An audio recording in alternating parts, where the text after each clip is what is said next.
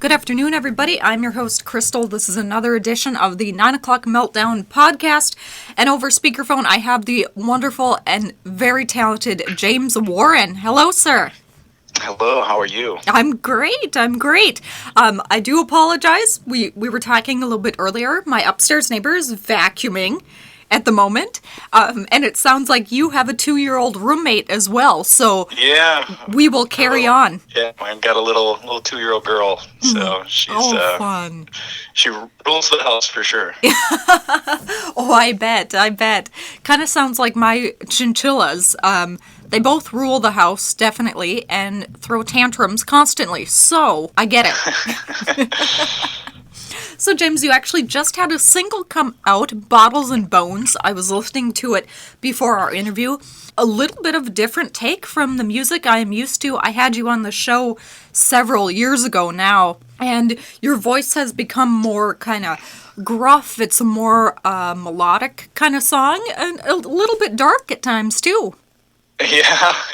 I don't know the vocal change where that's coming from. I suppose just with age, right? But yeah, I don't. I've just it's been I think 5 years maximum since I've put anything else out. So a lot has changed. Just kind of living life in between the music there, but trying to get back into it and just really focusing on my craft and my art, more of a poetic approach. Now, you said there was 5 years in between your last record and this single. You said you were kind of living life a little bit. Can we divulge into that? I mean, did you hang up music completely, or did it just become a side project? Something like music never gets, completely hung up and put away, really. But I had a daughter in there, and so doing the dad thing and traveling, and when I put out the last album, I toured so much and did so many shows regionally that year that, if I'm being honest with myself, it kind of burned me out, right? Just from a performance standpoint. But in the last couple of years, started playing out more, started kind of getting back into writing and just finding more inspiration and getting back into it. And so I had this song is something I wanted to put out as a single, so A, to share it, and B, so that friends and fans knew that hey, I haven't disappeared and going to continue putting out more music. Excellent. So how has the kind of COVID year treated you? I mean, did you use that time to really hone in on this single and write what you had down? For sure. We started recording it in December, and just at a local studio where I'm at with some friends, and did it safely, and nobody's sick. We're all good, so that was good. But yeah, I would say my day job requires me to travel a lot for business and doing that. And if and when the day comes that any of my music is on the top of the charts, I certainly haven't seen my music on the top of the charts. But if that day ever comes, then the day job would not have to exist. But I think I have a better chance of getting like a free Chick-fil-A sandwich than winning that lottery, but that's okay. But so during COVID, obviously not traveling, allowed me to just be at home, spend more time with my family, and spend more time with my art, and just really been carving out some pretty cool creative music that I'm back in the studio now and putting that together. Awesome. Do you have a date for your new album? Nope. We're just in the beginning stages. So at the earliest, I would say probably late this year. Okay. All right. Perfect. Wonderful. And your new single's up on iTunes and Spotify, Amazon. We'll take a listen here as soon as the interview's over. So we had kind of gotten into the beginning a little bit that you've had a vocal change and also just kind of a change in music as well. Does that just kind of come with age, or have you graduated into a different butterfly? Yeah, I think as an artist, if you don't continue to change and grow, then I don't know that you're necessarily doing something wrong, but I think that just naturally happens, right? Your craft kind of morphs as you know, as you change and as you have different experiences in life, your art is a reflection of that. The vocal change, I don't know. I think that's just coming with age. I always been a big fan of like Americana music and folk music and bluegrass and all of that, and so that's definitely where I'm trying to keep my focus on. My last EP, Honest Man, was kind of in that. It was in that genre. Definitely had a couple of rock tunes in there as well, but still kind of on that alt country side. Whereas this single and then the stuff I'll be putting out here in the near future is definitely more singer songwriter. And yeah, I don't know. Again, the vocal change. I don't know where it's coming from. It's just being me, All right. Excellent. Yeah, I can attest to that. I had a professor one time in college say, Crystal, you can't stay stagnant because as soon as you do, your art's dead. So that's really cool to kind of hear the change that you've come about with. Like I said before, I had you in the studio back at KUWS several years ago now, and you were kind of Americana, not quite, a little folky, but not quite. So it's very cool to hear you kind of make that leap, that complete transition. Voice almost reminded me of like an old Johnny Cash. Oh, thank you. Of course.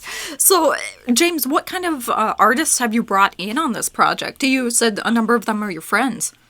Yeah, it was really cool to be able to just work with people I know and friends and kind of keeping it local, right? My last Honest Man EP was an amazing experience.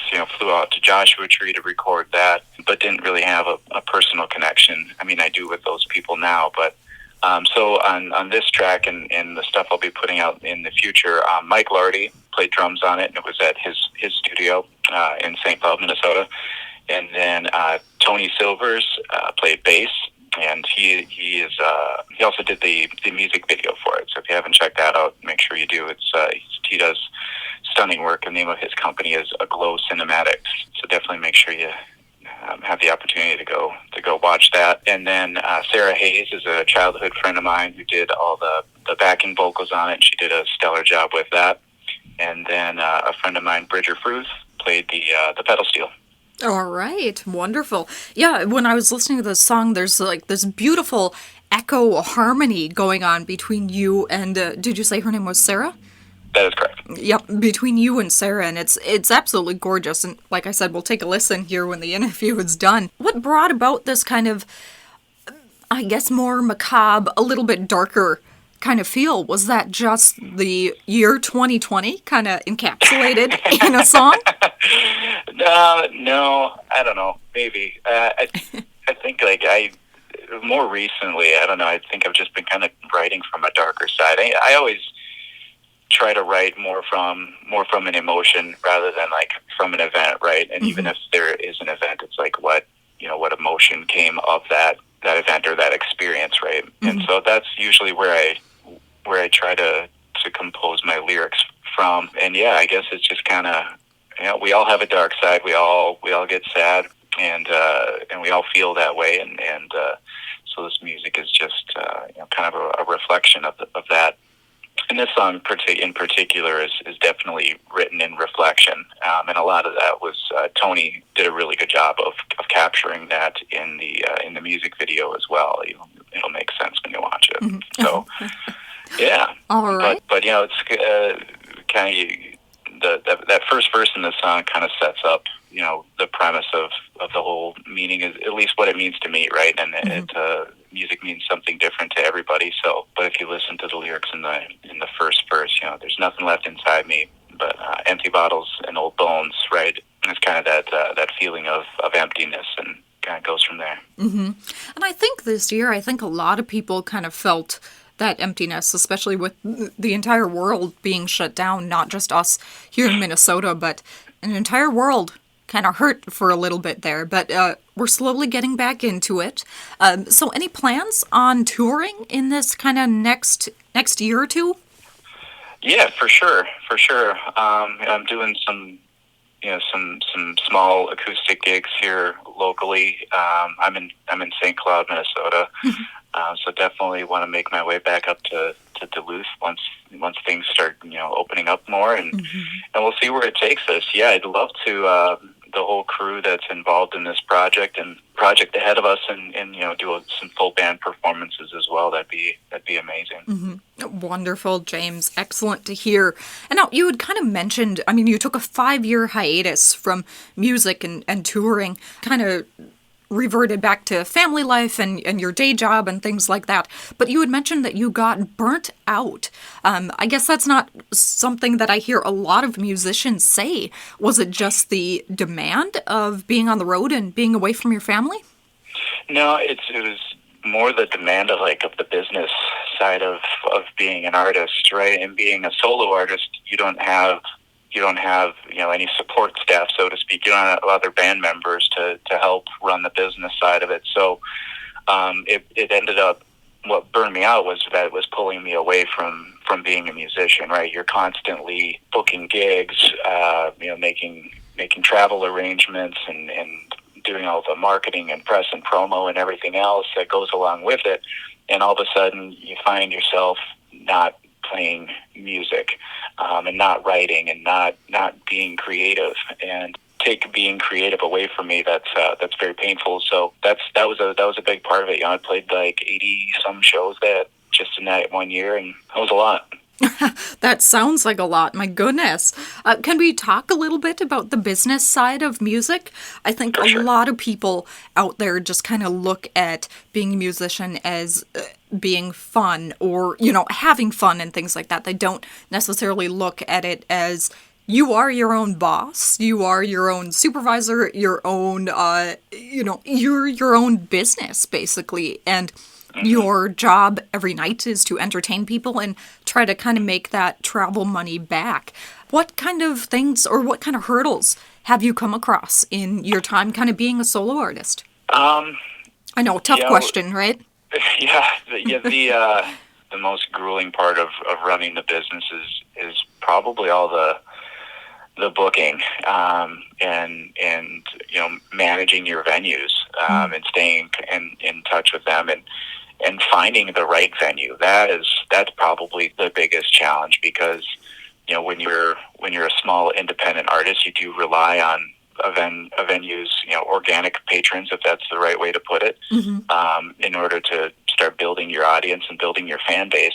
And so you want to be putting yourself in places where it makes sense for your art, where people are gonna understand it, and receive it the way you want it to be received and understood.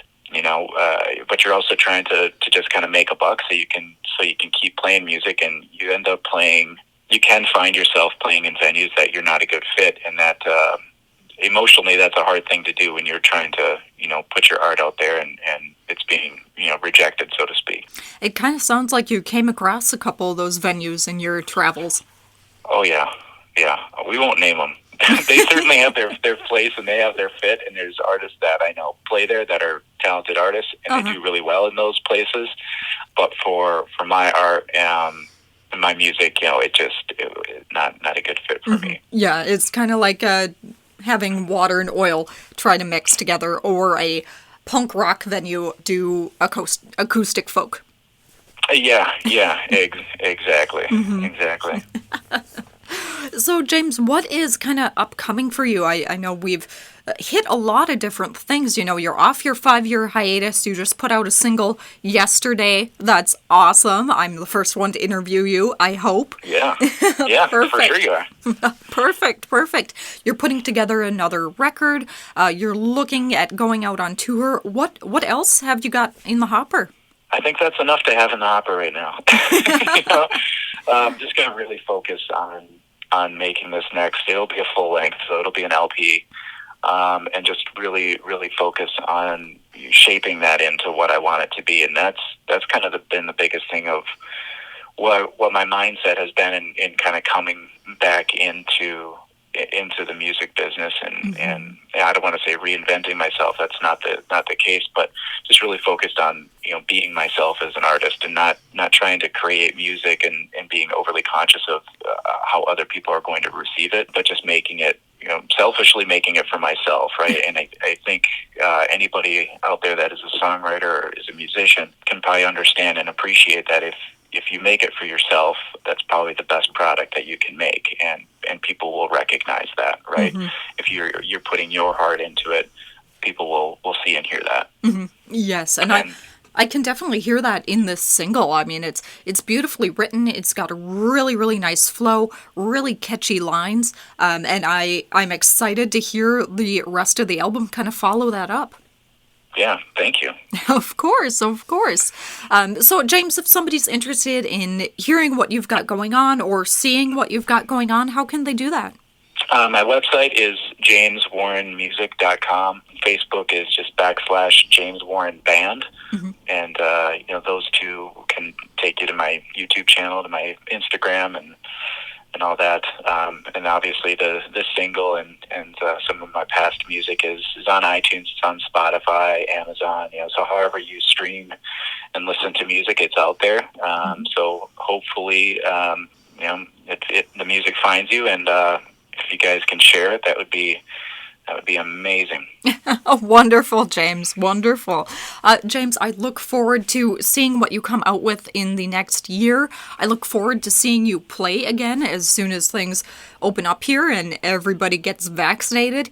Isn't that such a weird thing to say? I hope everyone gets vaccinated. It's odd, for sure. But I'm so glad that you're back in the studio making music. It's absolutely fabulous. James, thank you so much for taking time out of your day to talk with me and the wider world. Oh my gosh, thank you so much for having me. I'll definitely keep you in the loop as some of my other music becomes available, and we'll circle back and do this again. All right, excellent, James. Thank you. Have a wonderful day. You too. Bye-bye. Bye.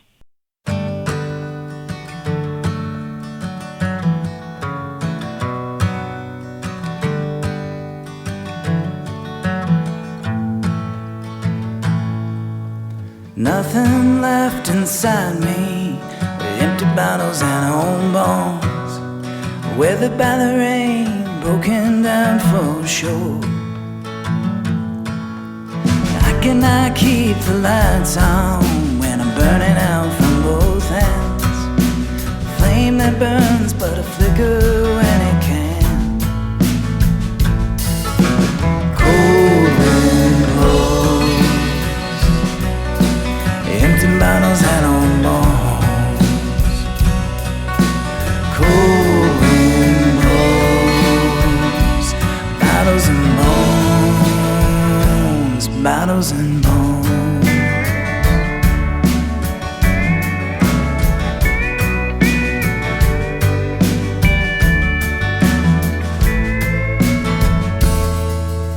This old house is haunted by ghosts made of old bed sheets. Took them from the bed where I used to sleep. No, I drive west on some back roads with the bell jar under my arm. Loneliness just a calm before the storm. Cold wind blows, empty bottles and old bones. Cold wind blows, bottles and bones.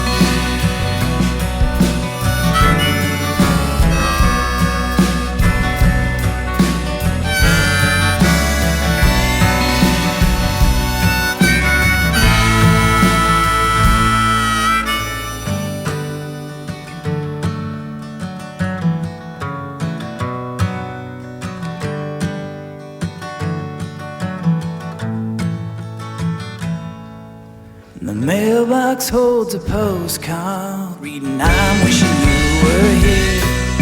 My voice will sound like a whisper in your ear.